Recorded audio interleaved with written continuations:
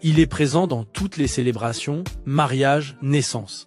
Et malheureusement, même lorsqu'on présente des condoléances, un geste d'hospitalité hérité de notre culture. La génération de nos parents a connu le grand pain de sucre conique qu'on cassait avec le manche du maraz ou le coin du verre, puis le lingot rectangulaire, plus moderne et plus pratique. On entend souvent nos anciens nous dire qu'avant, le sucre était moins dangereux, mais n'est-ce pas surtout notre mode de vie qui a changé? Autrefois, on marchait plus, on travaillait davantage physiquement. Aujourd'hui, beaucoup d'entre nous passent des heures assis, au bureau, en voiture, devant les écrans. Avant, il y avait moins de produits sucrés industriels. Aujourd'hui, le sucre se cache déjà dans les biscuits, boissons, viennoiseries, céréales, yaourts aromatisés ou sauces, même quand on en ajoute très peu dans le verre. Au Maroc, on est autour de 36 à 37 kg de sucre par personne et par an, près de 100 grammes par jour, alors que l'OMS recommande d'en rester à environ 25 grammes de sucre libre par jour pour mieux protéger la santé. Alors si vous additionnez le thé du matin, le jus, les biscuits, le dessert, la boisson du soir, pensez-vous être proche des recommandations, ou plutôt du double?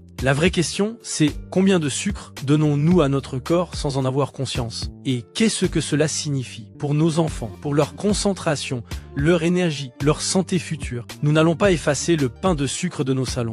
Le sucre restera sans doute l'invité d'honneur de nos grandes occasions, mais rien ne nous empêche, à partir d'aujourd'hui, d'en faire un invité un peu plus discret au quotidien et de laisser plus de place à ce qu'il y a de plus précieux, notre santé.